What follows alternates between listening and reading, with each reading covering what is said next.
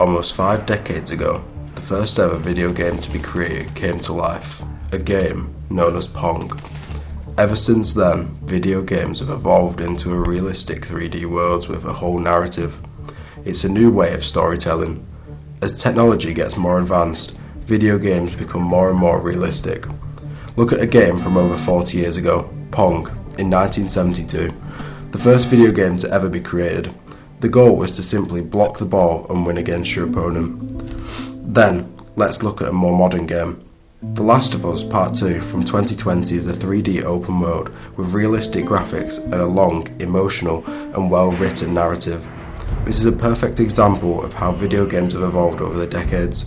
The main thing that makes me want to play video games is the fact that I can escape from reality. The fact I can just come back home from work or come back home from college and I can just enter this whole other world of just anything. I can literally fight dinosaur machines from 2,000 years from now, or I can literally just go to another futuristic Tokyo city and 100 years from now, and it's just that whole other freedom and kind of just escapism that just makes me want to play video games more and just getting full and into it. It's just very interesting.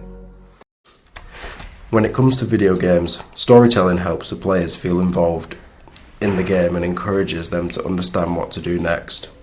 The player is a part of the story and immerses in the whole experience. Definitely to be captured and feel invested in the story as well. Well, by doing that with the characters. So it's being attached to the characters. It's the same as watching your favourite series on Netflix. You won't know anything about them in the first episode, but by season 8, you live, breathe and die with them. And I feel that's exactly what games do. It's you kind of just invest yourself, and the fact that you actually get to play your character, it makes you more invested with them. Especially in Uncharted 4 with Nathan Drake, you get to explore these adventures with him, explore new places with him. Or it's when you're figuring out these puzzles, you're it's not just you figuring out, it's both the characters, you and them. I've played since I was a kid, so I've grown up with every console that's ever been out, and in the early days BBC computers and things, so it's been something that I've naturally just always wanted to play games. Obviously I've worked with computer games as well, so I've always had an interest in it. I like the fact that it's escapism from your normal life. Any stress and things that you've got, you can just put a couple of hours into playing a game and then you kind of forget things for a bit, which is good. Oh, it's developed massively.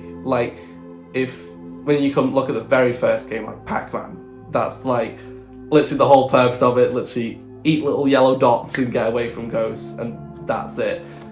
It doesn't have to be just story for me. I like just throwing on a multiplayer game and playing with my mates and having a bit of fun online.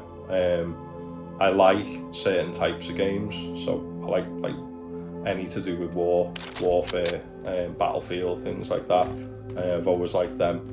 I do like games with stories, but that's not the be all and end all for me. It's just about having fun and eating up a couple of hours and just chilling.